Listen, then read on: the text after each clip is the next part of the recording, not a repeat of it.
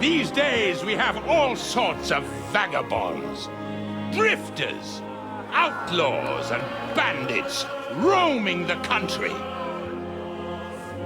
And we have one of those vermin here today. A fella called Hans, who is clearly not right in the head. A dangerous madman, a brawler, and a thug. The worst of all, a poacher.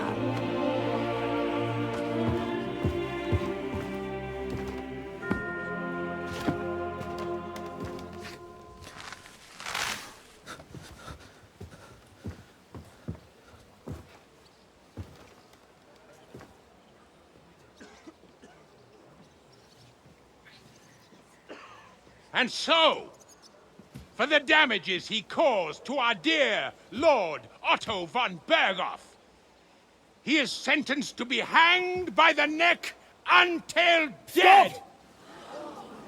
You can't execute this man. He's a noble. Captain Thomas here will testify that we're messengers from Ratoi. What is this nonsense, for Christ's sake? It's true. I am Sir Hans Capon of Perkstein. Deal with it, for God's sake! But sir, the captain! Captain Thomas has a fever. He's clearly delirious. Seize them immediately. You can't do this! I am a nobleman, do you hear? A noble! Get your hands off me! You can't do this!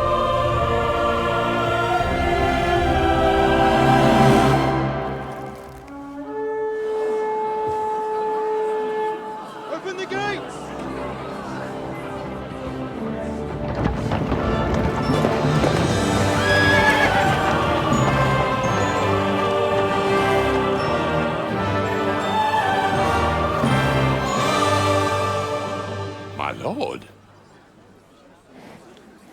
What the hell is going on? It was just a... It's a hanging. You can't hang him. He's a noble. That's for me to judge.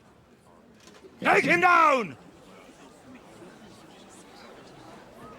And for Christ's sake, help me off this horse!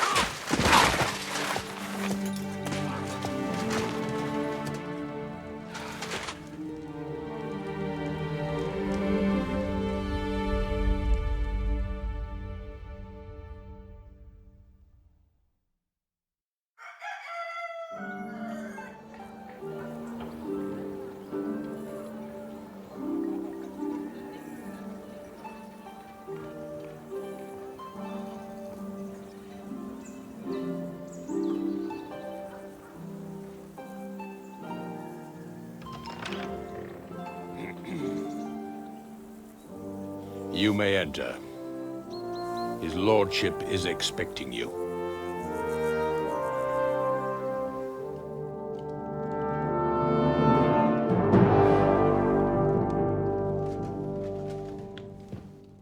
So, you're messengers from Ratoi, huh? I was wondering when someone would turn up. All right, then. Let's hear it. My respects, Sir Otto. I am Sir Hans Capon of Perkstein, and this is Henry of Skalitz, my escort. Welcome to Trotsky, gentlemen. I'd greet you standing up as befits, but I'm glad I can even sit at the moment.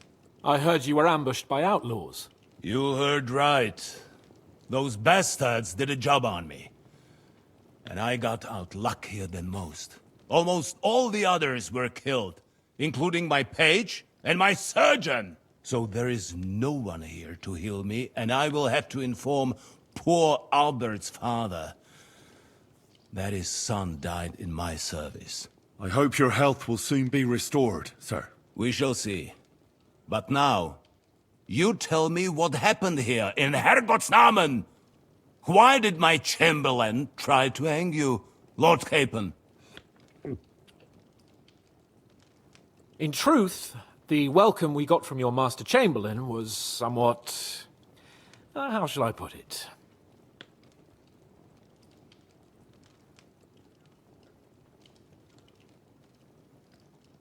Well, it was somewhat unexpected. I must say, it was the first time I had a noose around my neck, and it wasn't the most pleasant experience. Please, accept my apologies, sir. And that of my Chamberlain, too. Is that not so, Ulrich? I must say in his defense that he had my orders not to admit anyone to the castle, and to be cautious. I understand, sir. At home, some bandits got into Tamberg by subterfuge, and it cost us a lot of effort to reconquer it. I'm glad you understand. Anyway, let us leave this misunderstanding aside and get to the point. As far as I'm aware, Ratai showed no interest in negotiations before, either with me or with the League of Lords. True. Our houses have thus far stood on opposite sides. I should say so. Attacking Brno and Jihlava together with that renegade Sokol of Lemberg hardly inspired our sympathy.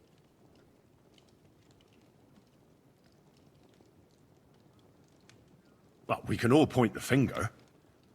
Your League of Lords, on the other hand, abducted the king.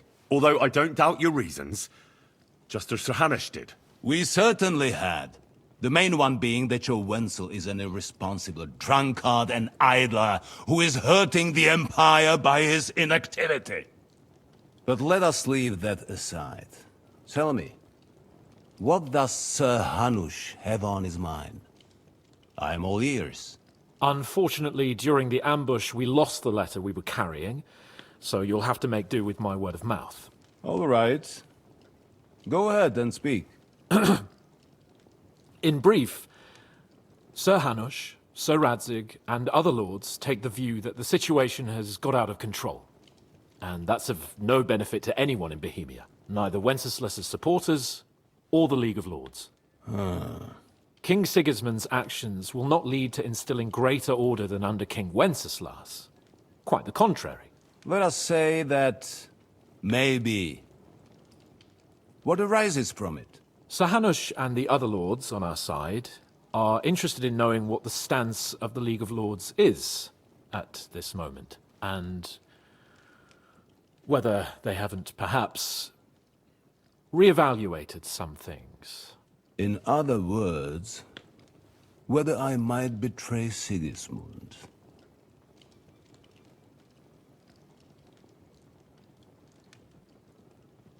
I wouldn't be so bold as to suggest that, sir. We are merely interested in whether you would sit down at the negotiating table with us. It's necessary to discuss the future of the kingdom, whether it's to be a common one or not. The future is still a long way off for me, Lord Capon. Nonetheless, Sir Hanush and Sir Radzig are right. There is disorder and anarchy in the land. We've had plenty of experience of that at home too, sir. Only a short time ago we had to deal with a similar band. Then you will surely understand that before I begin debating who would be the better king, I must sweep my own doorstep. Only I'm damned if I know how to do that, since those bastards have wiped out half of my garrison, including my captain.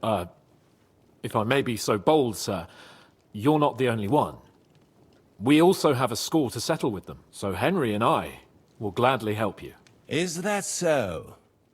Now that is what I call the words of a knight, Sir Hans. Right now, we've got a common enemy.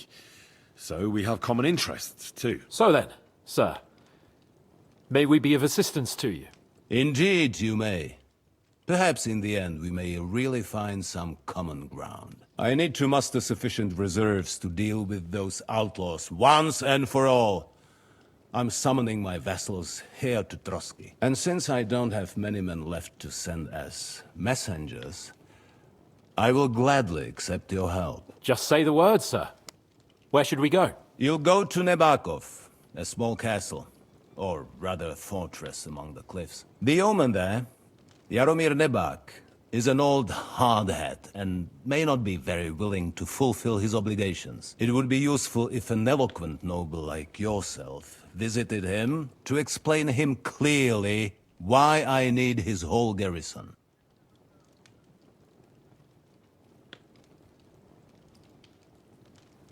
Is that all, sir? It's no simple task. Knowing Jaromir, if I sent a common messenger, he'd come back with a boot print on his backside. Dealing with the lower nobility can be tricky. They tend to be fixated on their own somewhat fragile status. Is the route safe? As I said, the fortress is in the wilderness amongst the cliffs. There are many places where outlaws may be hiding, so watch out. Don't worry, sir. I have Henry here by my side for such situations. What should we do if he's unwilling to heed what we say? His house has always been loyal to mine. And it has always been more than worth their while. So tell him that I would like it to remain so. I do not expect any great obstacles, but it would be wise to show Sir Jaromir respect by sending him someone of status. He will take his time over being persuaded, and then concur.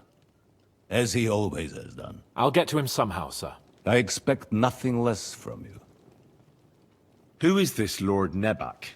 The lord of a smaller house with not much in the way of estates, just a fortress and lands, but he also owns a mill that provides a significant part of his income. His children are grown up. His daughter married well, thanks to Sir Otto. His son is away from the domain, dealing with duties. Sir Otto helped him to acquire an official position. In short, the House of Nebak is more than beholden to Sir Otto for his magnanimous help and support. Thank you, Ulrich. Nevertheless, I suspect Jaromir will not be keen to charge into battle. But that is of little consequence. He has a few good men who will be useful. That will do us. If he delivers, I will regard his obligation as fulfilled. We'll take care of it, sir. Count on us. All right. We'll head out as soon as possible. Let's not delay our diplomatic mission unnecessarily. Very well. I think that is all for now. The Chamberlain will show you where you can put your heads down, and he will supply you with horses. And once we have resolved this little digression, we shall talk about your own mission. Thank you, sir. May I ask something, Sir Otto? Oh. Ask away, young man. When you were ambushed, did you see those bandits? Would you recognize any of them? Henry, don't start with that again. Why do you ask? The thing is, when we were ambushed, I believe I saw among them one of the men we ran up against at home. Oh. What did he look like? Do you know his name? He's called Istvan Toth, a Hungarian noble. He wears black armor. A stocky fella, around 40. I've already told you that's nonsense. How would he be here? You only saw him from a distance, from behind. You're imagining it. And why does this Toth interest you, young man? He was the leader of a band that made trouble for us in Sasau. And he has something that belongs to me. Interesting. Interesting. But I must disappoint you. I saw no one of that description. Thank you, sir. And sorry. I had to ask. I understand. And now I shall entrust you to the care of Ulrich here. And I shall look forward to the good tidings you bring me from Nebakov. Go with God, gentlemen. Thank you for everything, sir. The Lord be with you. There will be time enough yet for social niceties. Now there are more practical matters to deal with. Sir Otto has generously agreed to accommodate Lord Capon in one of his chambers. And you, Henry, shall also be accommodated, as befits your station. There, your, equipment shall also be returned to you, and you'll find your horse in the stable. Nevertheless, his lordship takes the view that, as a noble's escort, you should have a befitting mount, and therefore he has kindly decided that you may take one of our horses, if you so wish.